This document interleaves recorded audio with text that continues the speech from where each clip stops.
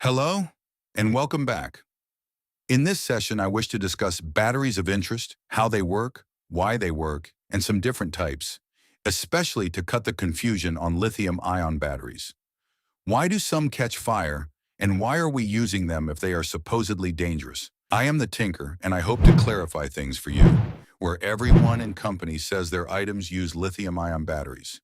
But what exactly is lithium-ion? What is lead acid? A lead-acid battery is the oldest and most widely used type of rechargeable battery. It stores and releases electrical energy through a reversible chemical reaction between lead plates and a sulfuric acid electrolyte. They are heavy and have low energy density, but are inexpensive and provide high surge current. Because they are made with lead plates, they tend to be very heavy compared to lithium batteries. Lead-based batteries start to deplete as soon as the charger is removed, and only good to 50%, so a 100 amp HR battery is only good to 50 amp HR before damage will be done and cause the lead oxide to harden and stop any use of recharge or usage. As the battery gets used, the lead sediment tends to fall off into the acid and fall to the bottom to allow the acid to keep working on whatever oxide is left. Once the sediment traps are filled, it starts to short the cells, making the battery useless from time to time, and liquid batteries tend to burp out hydrogen gas out the top, making it an explosive situation. For that reason, they must be stored outside. But an AGM batteries is a lead-based battery, but the acid is replaced with a fiber mat, and the acid is embedded into a paste, and the battery is sealed, so it can be safer and last longer, but it is still heavy limited life. The average life expectancy of a car liquid lead battery is about 3 to 5 years. An AGM is a bit longer, perhaps 8 years, but some AGM batteries for mobility devices may only last a year or two. Thanks for that info, Tinker. But I am waiting to hear about lithium ion. Why do some catch fire?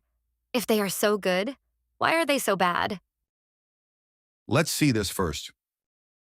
Number of lithium-ion battery fires. The batteries are used in many common household devices, but many fires appear to be connected to e-bikes and e-scooters. Here's Pat Foran and Consumer Alert. Pat. Thanks, Nathan and Michelle. The average home could have as many as 40 lithium-ion batteries in everything from electric toothbrushes to rechargeable power tools. Most of these batteries are considered very safe, but if they're tampered with, they can become a dangerous fire hazard. We've done stories on lithium-ion battery fires involving toy cars, smartphones on airplanes, and e-bikes in the subway system. As lithium-ion batteries are being used in more devices, more fires are happening. Aviva Insurance just issued a warning. When they do overheat, they smoke, they can explode, and the fires burn very, very hot and spread very, very quickly. The insurance company says there has been a 162% increase in this type of fire over the past 2 years. Toronto Fire Services says there were 90 lithium-ion battery fires last year, and there were 11 in January. We're absolutely seeing an increase year over year. Almost half of the fires so far this year have been connected to micro-mobility devices, e-bikes, and e-scooters. We often see users tampering with batteries to try to increase the length of power, the duration of the battery, and also the speed at which the e-bike or e-hoverboard scooter can actually travel at. We have seen a rise in lithium-ion battery fires. York Region says while the batteries are in many devices in the home, most fires have been caused by items charging inside garages.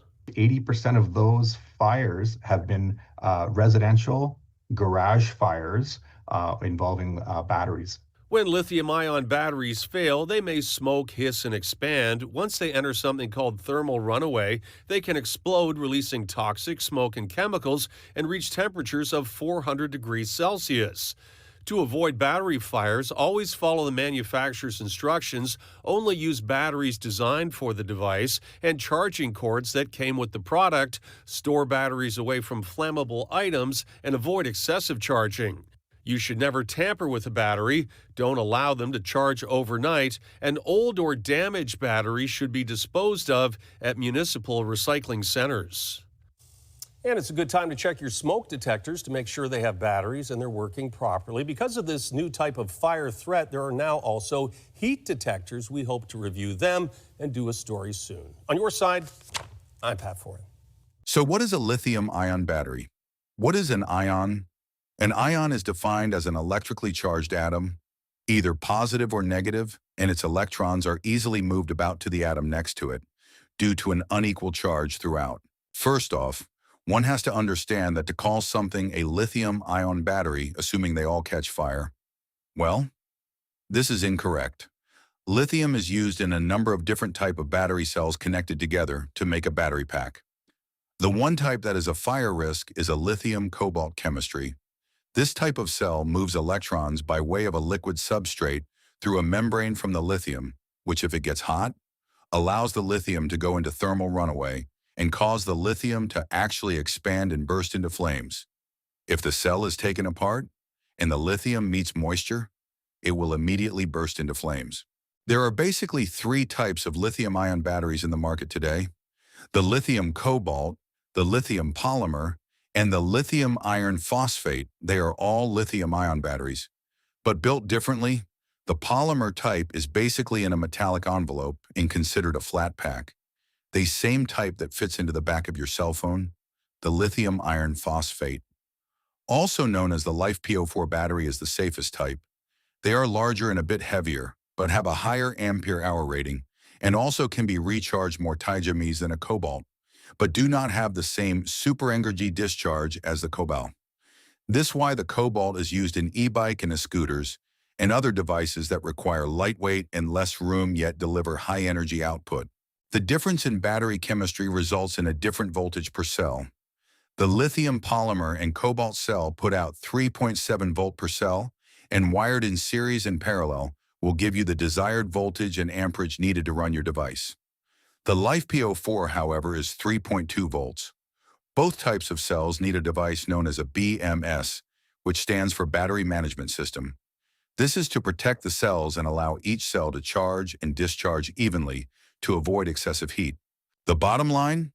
The lead acid is good for 50% as the current and voltage drops quickly, as in the chart shown, while the lithium keeps itself alive for much longer, up to 80% before it suddenly drops. Added here is a chart that shows the difference between the batteries. As for now, this is what is being used. With sodium and solid-state batteries on the horizon, it should be known that the space station uses the lithium cobalt. However, they are built to much better specification. The Artemis II contained the same high-quality power packs, keeping them charged with the solar panels. The ship was powered by 110 volts, and the available power was 5 kilowatts. Bottom line, when using any type of lithium-ion pack, make sure the BMS has a temperature sensor to cut the charge in case of thermal issues in charge or discharge for safety. The lithium-ion cell has a number of different manufacturers. Some are made to high quality, but there are some that are poor quality. Try to make sure they are built to a high quality. It could save your life. Also use the proper charger for your pack. Do not use a lead acid charger as the voltage and current charge are not compatible.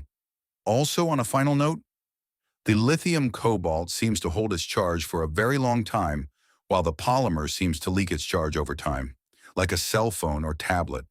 Even if not turned on, the LiFePO4 seems to be not bad, but still has internal dissipation.